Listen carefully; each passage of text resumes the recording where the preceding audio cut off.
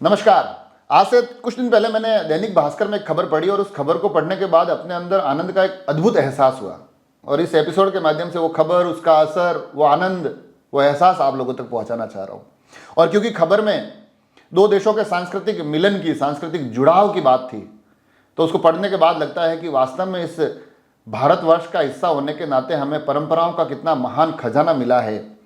सांस्कृतिक रूप से कितनी गौरवशाली परंपराओं को जीने वाले देश का हम हिस्सा है। जी हाँ, उस खबर तक पहुंचे, उस देश तक पहुंचे उससे पहले हमें चलना पड़ेगा अयोध्या, जो कि 22 जनवरी 2023 को इस देश के एक महानतम लम्हे का, एक महानतम पल का साक्षी बनने वाला है। सदियों के एक संघर्ष को साकार करने के दिन के रूप में जिस पल को देखा जा रहा है, जब प्रभु श्री राम माता सीता के साथ अपने भव्यतम मंदिर में विराजमान होंगे। जी हाँ, 22 जनवरी 2023 प्रभु श्री राम के भव्य मंदिर की प्राण प्रतिष्ठा का दिवस है। उसकी खुशियां पूरे देश में महसूस की जा सकती है, उसकी तैयारियां पूरे देश में देखी जा सकती है, उसका आनंद, उसका उल्लास प्रत्येक व्यक्ति, प्रत्येक वर्ग में महसूस किया जा सकता है। मगर ये तैयारियां, ये खुशियां सिर्फ भारत भर में नहीं है, ये देश की सीमाओं को भी तोड़ते हैं, देश के दायरों से भी आगे बढ़ते दिखाई देते हैं। इस खुशी का, इस उमंग का एहसास आपको जनकपुरी में भी हो जाएगा। जी हाँ, नेपाल की बात कर रहा हूं मैं। नेपाल देश का एक क्षेत्र जनकपुरी, जिसे कि माता सीता का मायका माना जाता है। और मायके में एक परंपरा है कि जब भी वहां की बेटी अपने ससुराल में नए घर में प्रवेश करती है, उनकी पुत्री और उनके दामाद जब अपने नए घर में प्रवेश करते हैं, तो फिर मायके से मिठाइयाँ भेजी जाती है, फल भेजे जाते हैं, आभूषण भेजे जाते हैं, वस्त्र भेजे जाते हैं, शुभकामनाएं भेजी जाती है। तो शुभकामनाएं भेजने की तैयारियां जनकपुरी में बड़े जोर शोर से चल रही है। वहां माना जा रहा है कि ये जो भव्य मंदिर बनकर तैयार हो चुका है, ये माता सीता का नया घर है। और जब पुत्री अपने दामाद के साथ उस घर में प्रवेश करेगी, तो मायके वाले गर्भवास की पूरी जिम्मेदारी निभाने के लिए तैयार है। जी हाँ, इस परंपरा को गर्भवास कहा जाता है और इस परंपरा का उल्लास सिर्फ जनकपुरी तक सीमित नहीं है।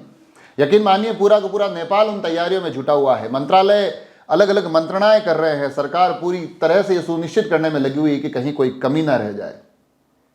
और जो खबर दैनिक भास्कर के अखबार के वो पन्ने उस दिन की बताते हैं, तो कहते हैं कि तकरीबन 500 लोग अपनी पुत्री को शुभकामनाएं देने आएंगे। माता सीता के मायके से जो लोग आएंगे, वो 500 लोग तकरीबन 1100 डलियों में अलग अलग आभूषण, वस्त्र, फल, तमाम चीज़ें लेकर आएंगे। ये भेंट अपनी पुत्री के घर पहुंचाई जाएगी।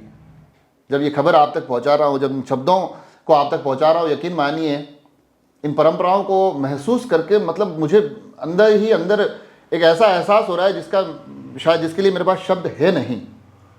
और जो पूरा पूरा कार्यक्रम बताया जा रहा है, 3 जनवरी को ये लोग वहाँ से निकलेंगे और जो इनका पूरा पर रूट होगा जनकपुर से लेकर अयोध्या तक का, मिथिला से होते हुए आएंगे, गोरखपुर से होते हुए। और कहा जा रहा है कि यही वो रूट था, यही वो मार्ग था कि जब प्रभु श्री राम माता सीता से विवाह कर कर आए थे, तो इसी मार्ग से वो अयोध्या पहुंचे थे। उसी मार्ग को अपनाया गया है। उसी में जंगल आएंगे, उसी में पूरा पूरा क्षेत्र आएगा, मगर उन राहों से होते हुए मायके से लेकर अयोध्या तक का एक सफर जनकपुरी के निवासी तय करेंगे।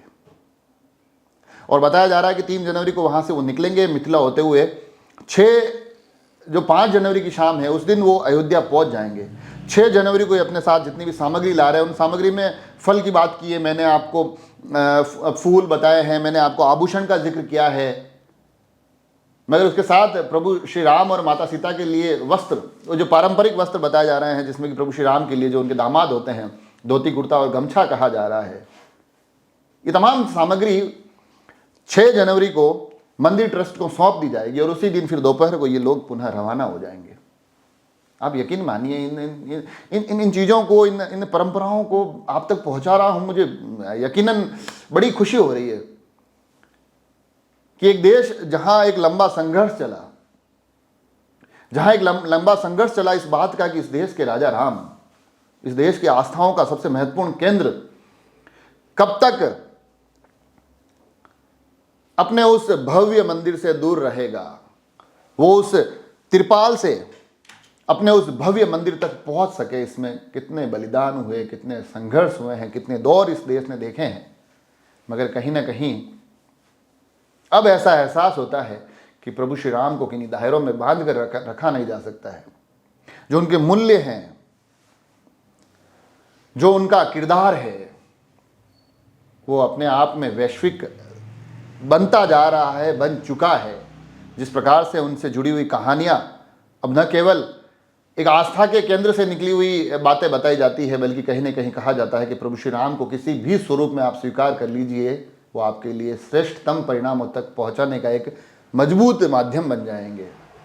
तो इस एपिसोड के माध्यम से वो आनंद, वो उल्लास, वो उमंग मैंने आप तक पहुंचाने की कोशिश की। कितना सफल हुआ मुझे नहीं पता, मगर यकीन मानिए ये परंपरा अपने आप में आनंदित कर देने वाली है। ये दैनिक भास्कर की खबर अपने आप में एक अद्भुत उल्लास का संचार करती है। और प्रभु श्री राम का भव्यतम मंदिर बनने वाला है, उनमें प्राण प्रतिष्ठा का दिनांक नियत हो गई है। चीज़ें बड़ी तेज़ी से तैयारियों के रूप में देखी जा सकती है। आप और हम भी उन सभी का कहीं ना कहीं हिस्सा है। कोशिश करूंगा कि आगे आने वाले समय में भी उनसे जुड़ी हुई ये तमाम आनंद की अनुभूतियाँ आप सब लोगों तक पहुंचा सकूँ। आप सभी जुड़े रहे राजसमंद एक्सप्रेस से। धन्यवाद।